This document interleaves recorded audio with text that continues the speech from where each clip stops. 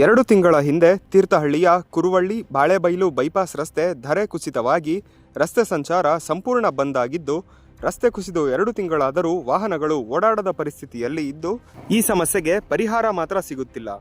ಮಣ್ಣು ಕುಸಿದಿದ್ದು ಅಷ್ಟೇ ಅಲ್ಲದೆ ಒಂದೆಡೆ ರಸ್ತೆಯೇ ಭೂಮಿಯಿಂದ ಮೇಲೆ ಎದ್ದಿರುವಂತೆಯೂ ಭಾಸವಾಗುತ್ತಿದೆ. ಇನ್ನು ಈ ಬಹುಕೋಟಿ ಕಾಮಗಾರಿಯನ್ನು ನ್ಯಾಷನಲ್ ಕನ್ಸ್ಟ್ರಕ್ಷನ್ ಕಂಪನಿ ನಡೆಸಿದ್ದು, ಅವೈಜ್ಞಾನಿಕ ಕಾಮಗಾರಿಯೇ ರಸ್ತೆ ಕುಸಿಯಲು ಮುಖ್ಯ ಕಾರಣವಾಯಿತೆ ಎಂಬ ಅನುಮಾನ ಸಾರ್ವಜನಿಕ ವಲಯದಲ್ಲಿ ವ್ಯಕ್ತವಾಗಿದ್ದರೂ ಈ ಬಗ್ಗೆ ಯಾವುದೇ ಜನಪ್ರತಿನಿಧಿಗಳು ತಲೆಕೆಡಿಸಿಕೊಂಡಿಲ್ಲ.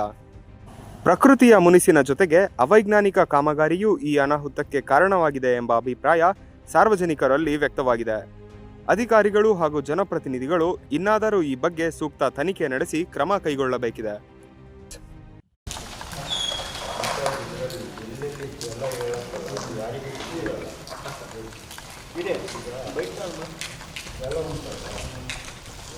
ಹೌದು, ಮತ್ತೆ ಈಗ ಕ್ಲಿಯರ್ ಮಾಡಿದ್ದಾರೆ. ಇಲ್ಲಿದ್ದು ಸ್ಟಾರ್ ಇದೆ ಅಲ್ಲ, ಆ ಸೆಕೆಂಡ್ ಅಲ್ಲಿ ಗೋಡೆ ಬದಿ ಒಂದು ಇದು ಬಿದ್ದಿದಲ್ಲ, ಲೈಟ್ ಕಂಬ, ಅಲ್ಲಿವರೆಗೆ ಸ್ಟಾರ್ ಇದೆ ಅಲ್ಲ, ಈ ಫುಟ್ಪಾತಿಗೆ ಹೋಗ್ಬಿಟ್ಟಿದೆ, ಈಚೆಗೆ ಬಂದ್ಬಿಟ್ಟಿದೆ.